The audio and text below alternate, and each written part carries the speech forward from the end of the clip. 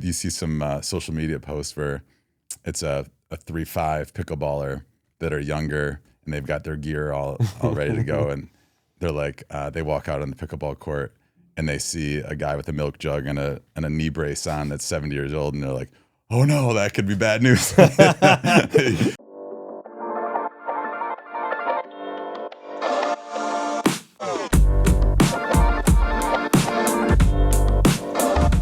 Okay, welcome back to the Talk Midland podcast. My name is Logan Richetti with Modern Realty. Today I got my buddy Mike Rose, Greater Midland Tennis Center. That's right. Nailed it. All right, now, I think I'm a good pickleball player. Yes, I've seen you. I'm pretty good until I get on a court with you, and then I'm humbled.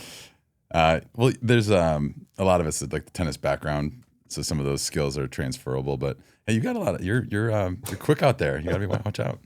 All right, so but you are you right now are doing a lot of things with the tennis center, and we have a big event, a big pickleball event coming up. So I'd like to talk about that. But Yeah. Can you start by telling us what's coming up? With the pickleball event? Yeah. So incredibly fortunate to have this event coming up, and I guess it all starts. Jeff Reckaway and I, the executive director at the tennis center, went to New York last year and visited an APP event that they have going on. So we were at the national facility there, and they were running a golden ticket event, and it was just huge. There's 1,300 people playing, super cool. So we met with the people who are in charge with that, and we're like, what do you think the possibility is that we get a tournament here? And I think they get approached a lot. So they were kind of like, oh yeah, that sounds nice. And then we said, well, we have 16 outdoor courts. We're going to be building a pickleball facility, some new courts. And they're like, okay, so you could potentially have 30, 40 courts. We're like, yeah. And they said, okay, well, that's cool. And I said, oh, we also have 16 indoor tennis courts. They're like, really? Okay. The problems that they have are they'll have these outdoor tournaments and it rains for a couple of days, and then what do? They just have to cancel.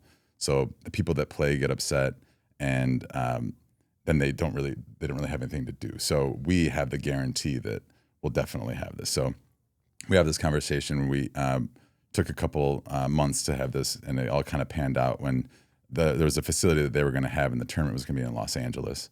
Didn't pan out. They came to us and said, what do you think? We're like, I think it's good. Let's do that. So yeah, it's been in the books for a couple months now, and now it's kind of in the marketing phase. We're really pushing it hard, but the thing that we just want everybody in this area to know is how big of a deal it is. It's a massive tournament and can bring so many pickleball players here, and it brings legitimacy to pickleball here in the area. So. All right, so what does the APP stand for? So yeah, I can make that a long story short. I'll make it short. There are two professional organizations. There's the PPA, and then there's the APP. The first one, the APP was the first professional organization that was established. This one has turned a little bit more into very amateur friendly. So this tournament that we have coming up for our tournament is a professional tournament. So that all of the APP tour professionals will be playing it. But the really cool thing is that anybody can sign up and play.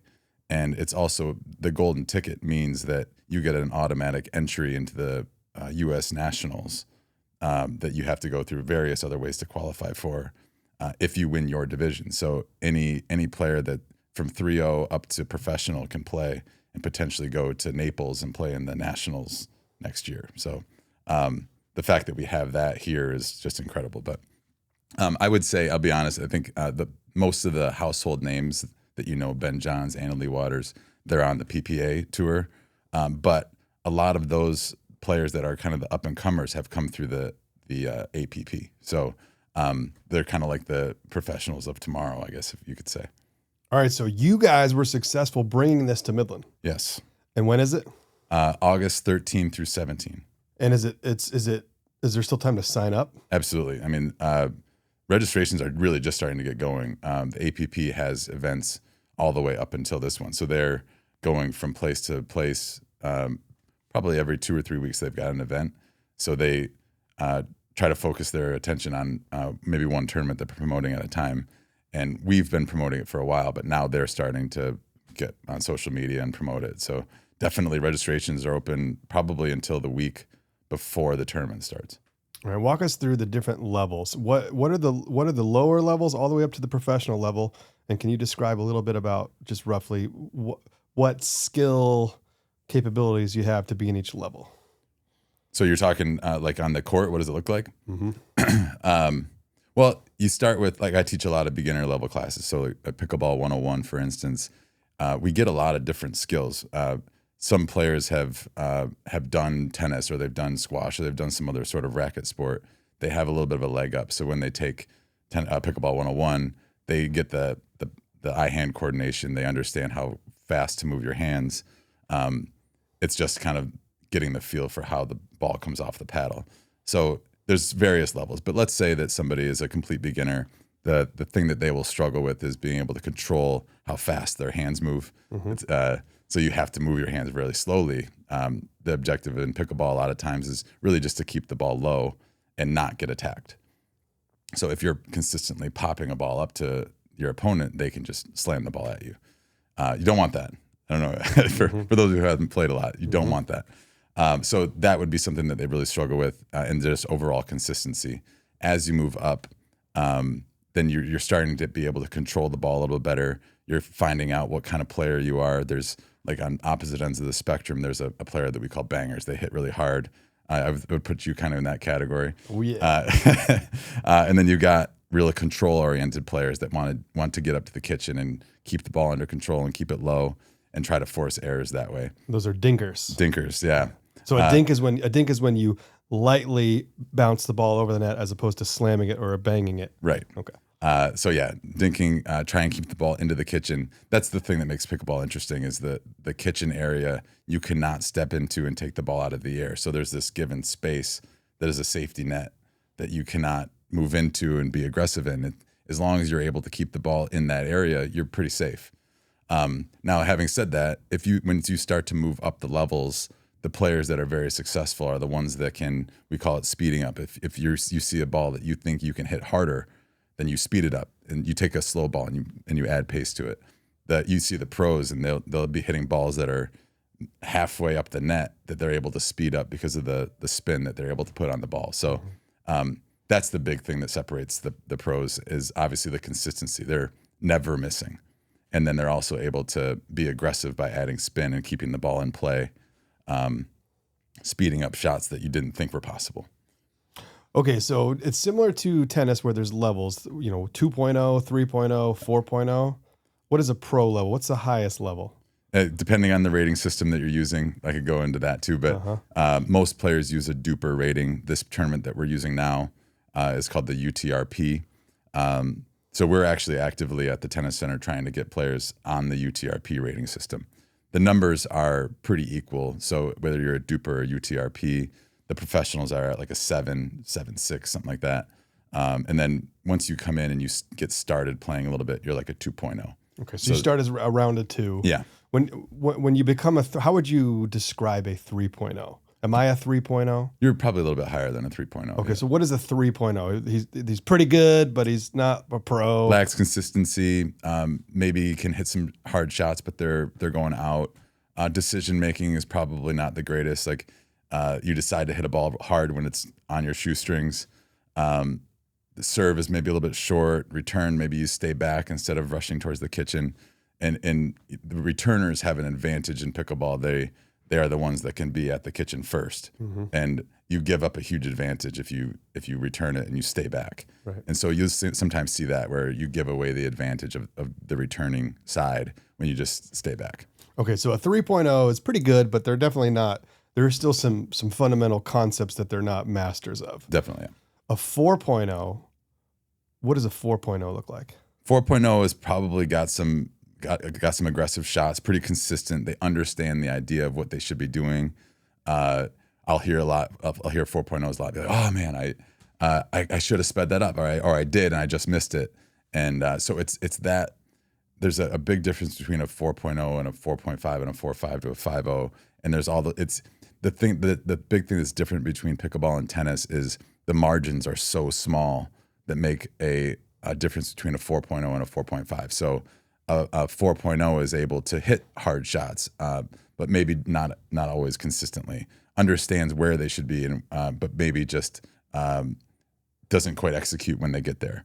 But overall understands the general strategy of what you're trying to do in pickleball. Once you, like I said, as you're moving up, then it's like you totally understand the control aspect. You're trying to speed up when you can. You're making the right decisions, and then it's a lot of strategy. Like, should we be isolating a player? Who should be taking those shots in the middle? Where do you put your return? And then are you stacking to try and put the forehands in the middle? There's all those different strategies that you can go into as you move up, and the game gets a little more nuanced. So if you and I drove over on a Thursday morning to the Greater Midland Community Center outdoor pickleball courts, and we were just sitting by the bleachers watching, would we see a 4.5 out there? And if we did, would we be able to identify that guy's a 4.5? They're a rare bird out there. Are they? The 4.5s. Now, Okay. That's a tough level to get to. I'd say as people progress, they get to a 3.0, 3.5, and then it's hard. Like those little things that make you into that 4.5 level are hard.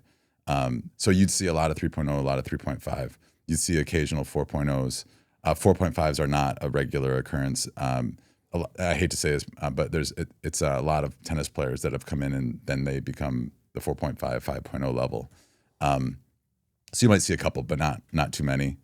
But you have a lot of fun playing with a 3.5, right? That's the thing about it. You can, depending on what you're out there for, you can make pickleball fun at any level. So like we have a Dinks and Drinks class, very, very competitive and serious. I'm sure you can tell by the name. But the whole point is that you're socializing, you're meeting new people, and we can create the environment where everybody's on kind of the same playing field. So a 4.5 is playing with a 3.0, and they're just out there to enjoy it, not out for blood kind of thing like you are normally. Yeah, like I always am. Well, one of the things I love about pickleball, as you know very well, is the ability to mingle with people of other skill levels, but also other ages. Oh, yeah. There are a lot of people out there, 70, 80 years old even, that can be competitive with a 25-year-old kid or a 40-year-old man or whatever. And depending on their skill levels, because so much of the capability comes with hand-eye coordination, and the courts are small enough that your athleticism is less of a factor than it would be in, say, a tennis match or golf even. So you can have a really fun time in a competitive game with somebody 40 years older than you. Yeah. Or younger. There, you see some social media posts where it's a 3.5 pickleballer that are younger, and they've got their gear all ready to go, and they're like, they walk out on the pickleball court, and they see a guy with a milk jug and a knee brace on that's 70 years old, and they're like, oh no, that could be bad news. Yeah. The thing that I guess we'll say the more experienced pickleball players know is how to control and how to play. Like they understand the concept, and a lot of times you get like the teenage boys raging with testosterone and just want to rip the ball, and it's like, yeah, you can do that, but you're going to hit it out, or you're just going to give your opponent an easy shot. So the players who've been playing for a while understand how they're supposed to play. It's a game of strategy for sure. It's a game of coordination and touch for sure. And there's so much more. There's a lot of strategy in the game in terms of how you hit your shots, what shots you select. There's a lot of thinking, and the ball can be going very fast or very slow depending on the pace of the match, of the point. But you might go back and forth 6-7 times with the real slow dink, waiting for your opportunity where that ball, like you said, pops up, and then you can smash it home. And part of the game is attrition. You just try not to make a mistake and let the other player make a mistake. But if you hit the ball in certain spots in that kitchen area, which is right by the net on both sides, if you hit it correctly, you know that they're not going to be able to finish the point coming back. So they're either going to bounce it into the net, or they're going to give it back to you, and then you're going to have to stay focused and patient enough to bounce it back. And more aggressive players like myself, we're always looking for the win. We're always trying to make that shot to win. But there's a lot of value in just trying to maintain the point rather than trying to be too aggressive and making a mistake by knocking into the net or hitting it out or whatever. Yeah. So that makes the game, in my mind, very interesting. Yeah. Like I said, the kitchen area adds a whole different element that other sports don't really have. I guess getting back to your question about the levels, like you see the professionals, if you ever watch those games get played out, it's transitioning to more of a power game, but I would say 80% of the points end up with them playing at the kitchen.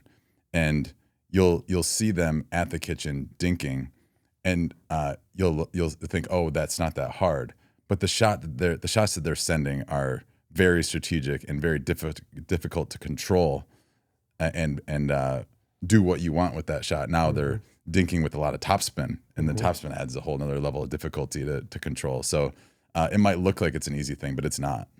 Well, I think you can identify the skill level when you see the dinking.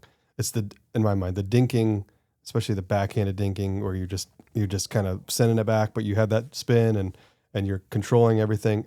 Those people are incredible at that capability. And then you'll see at the end of the point when they win the point, it's because they get over top of the ball and they jam it down the middle or whatever. But all right, so I got a different question now. You're a tennis guy.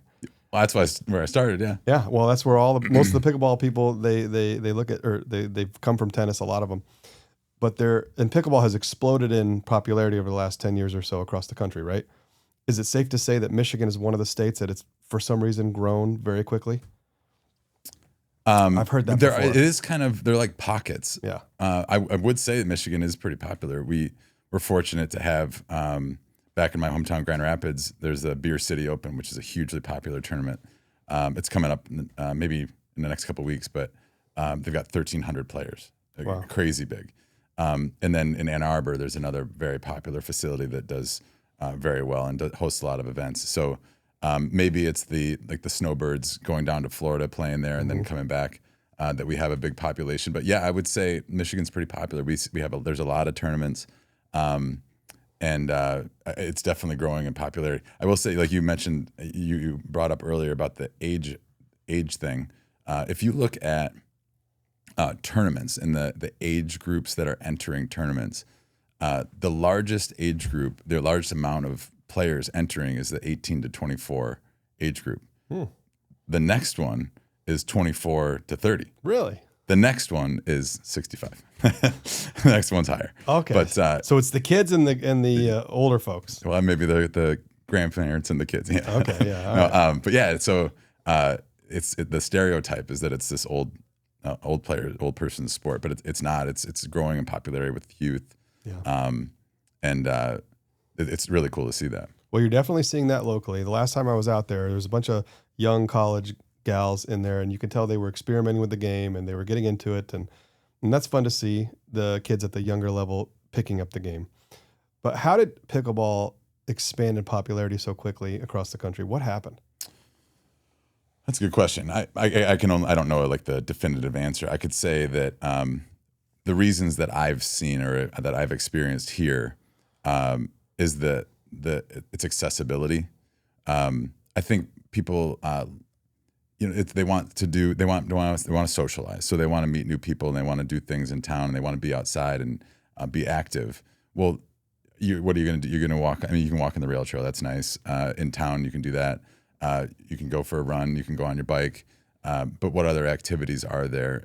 And because their friends are doing it, because other people that they know are doing it, it's a fun activity to do. And you can also pick it up quickly. The really fun part about teaching pickleball is within an hour they're playing. I can kind of teach the rules and the basic idea of what's going on, and now you are all of a sudden playing pickleball. And tennis there's rewarding things about playing tennis because of how difficult it can be, that you're learning a skill and you're mastering it. But pickleball is great in that way, that you can get people in quickly. So I can speak to our experience that way, that we've grown a pretty big group of members to play and enjoy playing together because they were just in the 101 class 2 weeks ago, and now they're playing in a league on Wednesday 6 to 8. Wednesday 6 to 8. All right. Well, we're going to talk about all the different offerings that they have. How do the existing tennis players feel about the new dynamics with more pickleballers in their space? They love it. They love it. Now, there's to be completely honest, there's some push and pull. I mean, most facilities don't have to deal with what we have to deal with. We have to have, and I say have to, it's just a challenge that we have, is tennis and pickleball coexisting. If you look at like Wolverine pickleball in Ann Arbor, it's just pickleball. So everybody is under the same rules, everybody's under the same assumptions. Everybody knows how to work within that space, where we have tennis and pickleball coexisting within the same space. So whether it's a super simple thing like at our facility indoors, we put the curtains up and we hang it on a hook to give a little bit more space for pickleball to play in the back. Well, we've also asked that everybody walk behind the curtain. Like, well, if the curtain is hanging on the hook, how are you going to walk behind the curtain? You can't do it. Right. So it's simple things like that. Pickleball, you walk across the court to go to your court. Well, that would never happen in tennis. So it's learning how to work within each other's space. But then I think tennis knows that pickleball is a big thing and it's popular and it's here to stay. So they get that we need to have a space and we need to have an offering for the pickleball to come and play. And I think it's been interesting because there's so many tennis players that are like, oh, you'll never catch me. And I'm like, next week I caught them. So I'm like, you did it. Yeah. And then they love it. And we have seen so many new people come to the facility. How many times have there been we have an event and I'll say, who's been to the tennis center, who's never been here but lived here for 10 years, So we have a whole new way to introduce people to the tennis center, which I'm surprised because I come from Grand Rapids and I know the Midland Tennis Center. I know the Greater Midland Tennis Center. But so many people that live here don't know the facility that we have, how incredible it is. So just being able to introduce people to the space that we have is so cool. 200-300 new people that have come in the doors within the last year or two. Well, can you describe the Midland Tennis Center facility in detail, both indoors, outdoors, and what's coming? I can.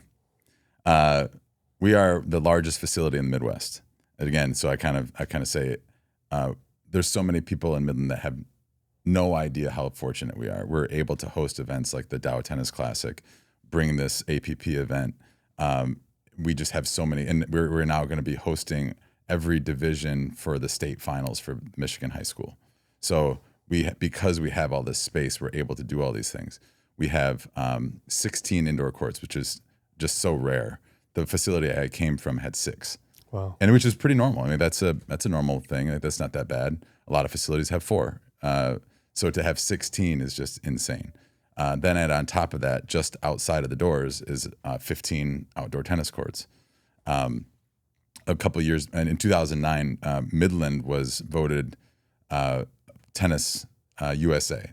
So it was like the most popular tennis town in the United States, Tennis Town USA. Wow. Yeah, because of the facility and because of the engagement that Midland has.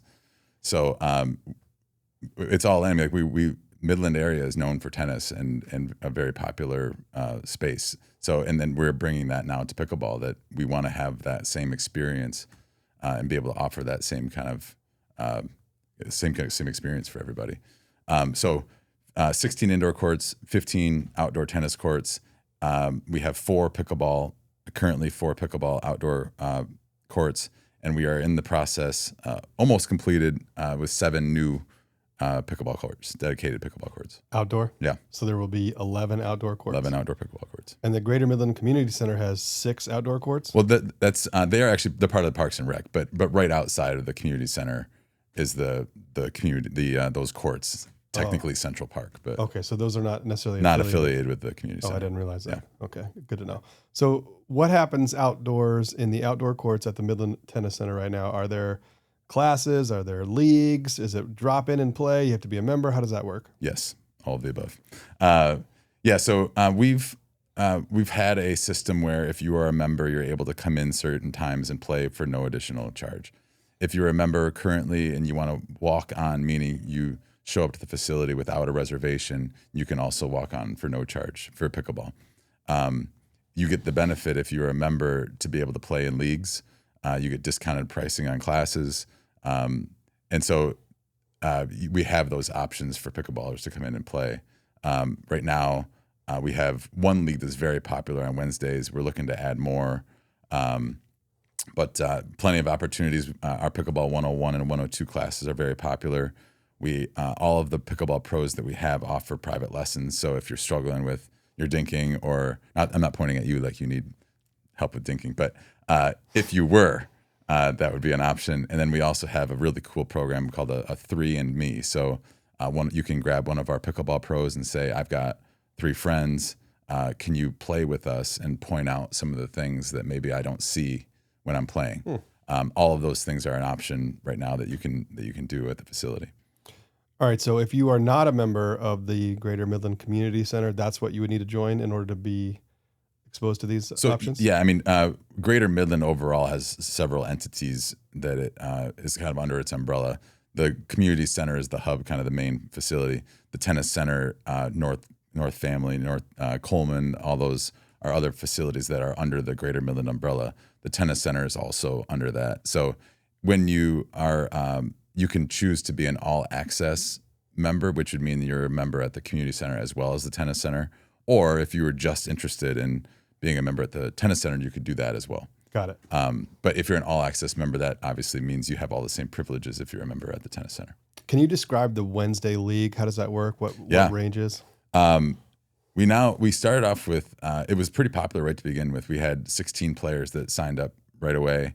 And then we now are up to 26 every Wednesday, 6 to 8. And the spots go fast. I mean, it's like, I'll say, hey, the registration's open. And then, nope, now it's closed.